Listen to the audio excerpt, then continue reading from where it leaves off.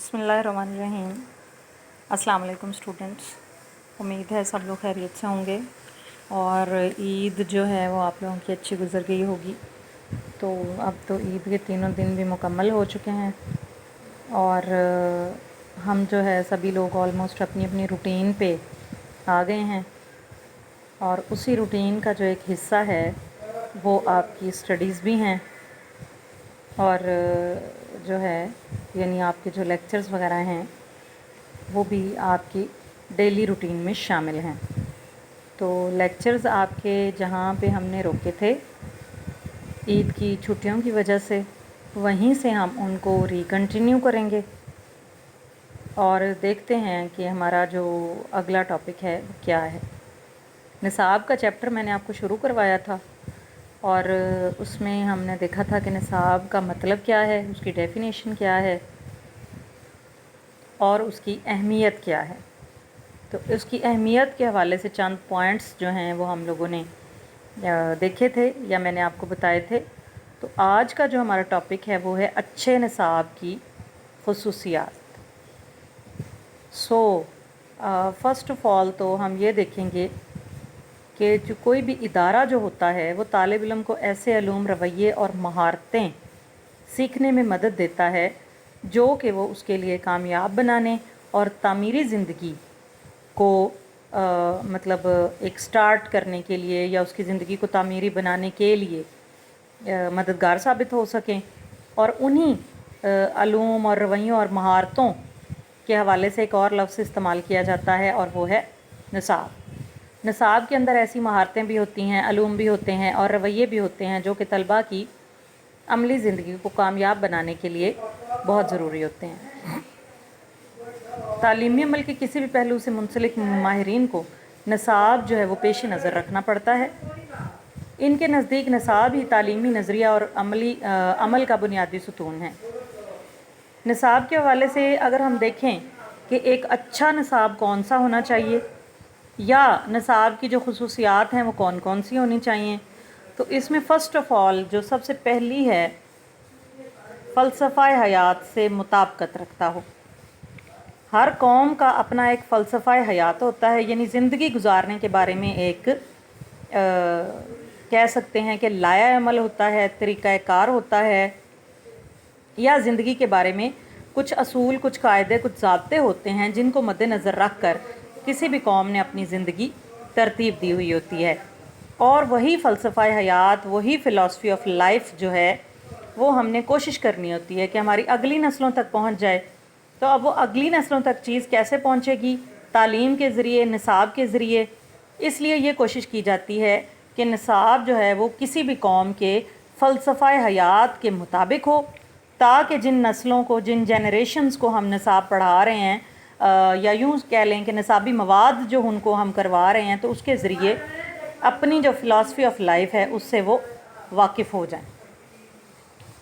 इसके बाद निसाब शख्सियत की नशोनुमा का ज़िम्मेदार होता है। ये हमने उसकी अहमियत में भी देखा था कि निसाब किसी फ़र्द की हमा पहलू जो शख्सियत है उसकी नशोनुमा करता है। तो यहाँ पे भी यही बात है कि तालीम का मकसद फ़र्द की सलाहियतों की नशोनुमा करके इसे बामकसद ज़िंदगी गुजारने के काबिल बनाना है। अब ये मकसद कैसे पूरा होगा? जब बाकायदा निसाब तश्कील दिया जाएगा, इसके अंदर इस किस्म की एक्टिविटीज़ रखी जाएंगी जिससे फ़र्द की शख्सियत की नशोनुमा का जो मकसद है वो हासिल हो जाएगा। इस एतबार से निसाब के अंदर ये बुनियादी सिफ़त होनी चाहिए, यानी निसाब इन तमाम औसाफ से लेस होना चाहिए या मुत्तसिफ़ होना चाहिए या क्वालिफ़ाइड होना चाहिए जो कि फ़र्द की नशोनुमा की अहलियत रखता हो। यानी वो सारी चीज़ें उसके अंदर मौजूद हों जिससे फ़र्द की अच्छी नशोनुमा हो सके, तो हम उसको एक अच्छा निसाब कहेंगे। इसके अलावा निसाब अमली ज़िंदगी के लिए तैयार करने वाला हो, यानी ऐसा ना हो कि जिसमें सिर्फ थेरी हो, प्रैक्टिकल लाइफ या प्रैक्टिकलिटी से उसका कोई ताल्लुक़ ना हो, बल्कि जैसा कि बार बार कहा जाता है कि तालीमी इदारा एक मिनी सोसाइटी होती है और मिनी सोसाइटी के अंदर कोशिश की जाती है कि बच्चों को अमली ज़िंदगी के तकाज़ों को पूरा करने के लिए तैयार कर दिया जाए। उसके अंदर वो तमाम एक्टिविटीज़ रखी जाएँ, वो तमाम काम करवाए जाएँ इदारे के अंदर जो कि अमली ज़िंदगी में आने वाले वक्त में बच्चे को पेश आने वाले हैं। इसलिए निसाब के अंदर भी इस किस्म का मटीरियल, इस किस्म का स्टफ़ हमने ऐड करना है कि जब वो माशरती ज़िंदगी में कदम रखे तो उसे अजनबियत का एहसास ना हो, बल्कि वो तमाम चीज़ों के साथ जल्दी ही एडजस्ट हो जाए और अपनी अमली ज़िंदगी में एक कामयाब फ़र्द की हैसियत से ज़िंदगी गुजारे। इसके बाद है जी निसाब फ़र्द के तकाज़ों के मुताबिक हो। अब फ़र्द के तकाज़े क्या हैं जी? हर फ़र्द जो है वो इंडिविजुअली दूसरे फ़र्द से अपनी एक अलग पहचान रखता है। हर फ़र्द के अपने कुछ फ़ितरी तकाज़े होते हैं, कुछ फ़ितरी सलाहियतें होती हैं, और यही सलाहियतें जो हैं वो फ़र्द की शख्सियत के बारे में डिसाइड करती हैं कि कौन सा फ़र्द कैसा है, वो किस फील्ड में जाएगा, वो क्या करेगा, उसमें कितनी कैपेबिलिटीज़ हैं।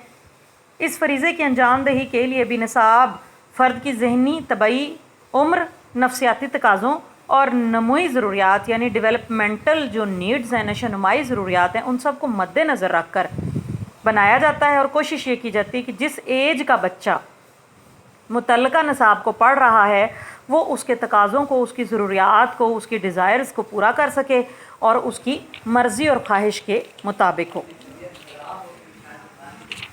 अच्छा, इसके बाद आ जाते हैं जी निसाब मकासद के हसूल का बायस होना चाहिए। ये तो एक अंडरस्टूड सी बात है, ये हमने पहले भी देख लिया है उसके अहमियत के अंदर कि तदवीन निसाब का जो अमल है वो तालीम के मकासद को पूरा करने के लिए किया जाता है। अच्छा निसाब वही होता है जो मकासद तालीम के हसूल का अहम ज़रिया हो। ऐसा निसाब जो मकासद से ला ताल्लुक़ होकर कौम को मतलूबा अफराद तैयार करके नहीं दे सकता। निसाब एक जामिया लाया अमल है, यानी एक मुकम्मल तरीक़ा कार है, एक प्रोसीजर है जिसका मकसद मुआशरे को ऐसे अफराद तैयार करके देना है जिनकी तवक्को मकासद तालीम की सूरत में की जाती है। इस लिहाज से ये हम कहेंगे कि एक अच्छा निसाब कौन सा है जी? जो तालीमी मकासद को हासिल करने या उनको पूरा करने का ज़रिया बन रहा है। आगे वो कहते हैं जी निसाब लचकदार होना चाहिए। So now what is flexibility? जानते हैं आप लोग फ्लेक्सिबिलिटी का मतलब जानते हैं? तो आप देख रहे हैं कि दुनिया में मतलब सुबह और मामलात होते हैं, शाम को और होते हैं। इतनी तेज़ी से टेक्नोलॉजी में, साइंस में, जो भी दुनिया के मामलात हैं उनमें इतनी तेज़ी से तब्दीलियां आ रही हैं कि बिल्कुल सेकंड्स के अंदर जो है वो एकदम से सिचुएशन चेंज हो जाती है। अब निसाब क्योंकि हमने रखना है जदीद तकाज़ों के मुताबिक, क्योंकि अगर हमारा ओल्ड होगा पैटर्न के ऊपर तो हम तो जदीद दुनिया का साथ ही नहीं दे सकेंगे। इसलिए निसाब इस किस्म का होना चाहिए जो कि जदीद तकाज़ों के मुताबिक हो। और जदीद तकाज़े जैसे मैंने आपको बताया कि फ़िल फ़ौर बदल रहे हैं, तो उसके लिए हमें क्या करना होगा कि निसाब के अंदर लचक रखनी होगी।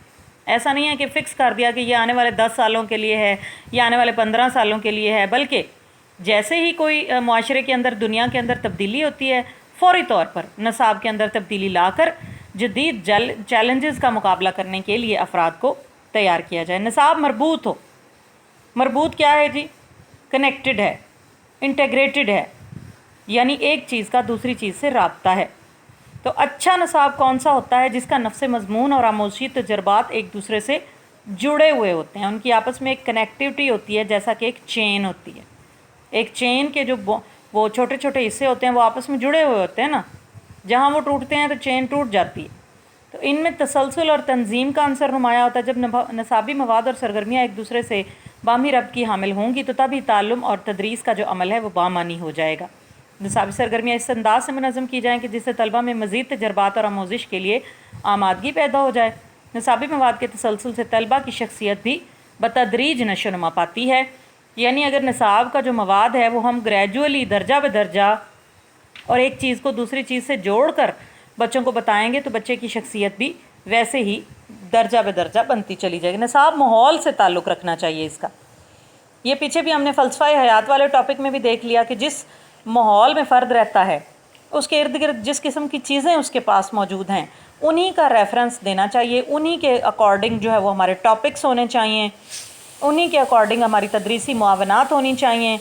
तो ये हमारे इर्द गिर्द जो भी चीज़ें पाई जाती हैं, जैसा हमारा माहौल है, जैसा हमारा रहन सहन है, उसी को मद्देनज़र रख कर हमने निसाब बनाना है। क्योंकि अगर हम पाकिस्तान में रहते हुए अमेरिकन जो एनवायरनमेंट है उसका निसाब अगर हम बच्चे को दे देंगे और वो बाहर की दुनिया में वो सब कुछ नहीं देखेगा जो कि उसको निसाब में नज़र आया है, तो उसकी शख्सियत जो है वो कुछ उलझन का शिकार हो जाएगी, कन्फ्यूजन का शिकार हो जाएगी कि मैंने बुक्स में तो कुछ और पढ़ा था, मुझे अपने इर्द गिर्द कुछ और नज़र आ रहा है। तो इसलिए जैसा किसी भी फ़र्द का माहौल है उसको वैसा ही निसाब पढ़ाना चाहिए।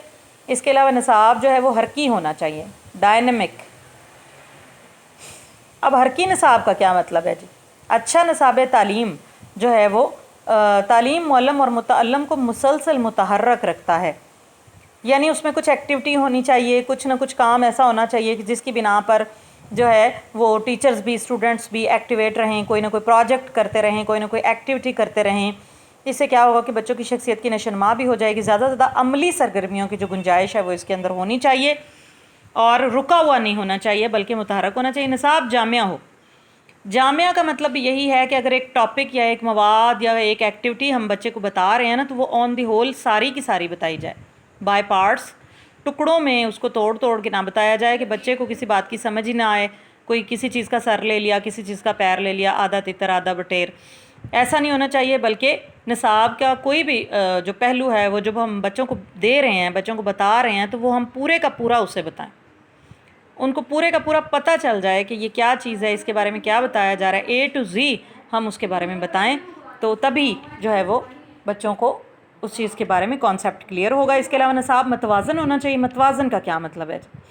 یعنی نہ بہت زیادہ لینتھی ہو، نہ بہت زیادہ ہیوی ہو، اور نہ بہت ہی لائٹ، بلکہ بیلنسڈ ہونا چاہیے، ایسا جو فرد اور معاشرہ دونوں کی ضروریات کا خیال رکھے۔ فرد کی شخصیت کے تمام پہلو جیسا کہ سماجی، ذہنی، جسمانی، اخلاقی، معاشرتی، سیاسی وغیرہ، ان کا خیال رکھا جائے۔ اس میں ہر قسم کی صلاحیتوں کے طلباء کے لیے دلچسپی اور تحریک ہونی چاہیے۔ یعنی ہم یہ بھی جانتے ہیں کہ مینٹلی جو ہے وہ ہر بچے کا لیول ایک جیسا نہیں ہوتا، کچھ بچے ذرا ڈل ہوتے ہیں، کچھ بچے زیادہ برائٹ ہوتے ہیں، کچھ میڈیم ہوتے ہیں، تو ان کی سب کی ضروریات کا خیال رکھتے ہوئے ایک متوازن بیلنسڈ جو نصاب ہے وہ بنایا جائے، تاکہ سب بچوں کی جو خواہشات ہیں، یا یوں کہہ لیں کہ ان کی جو ضروریات ہیں وہ پوری ہو جائیں، اور کوئی بھی بچہ یہ نہ سمجھے کہ نصاب جو ہے نا وہ میری سمجھ سے باہر ہے، مجھے اس کا پتہ نہیں چل رہا۔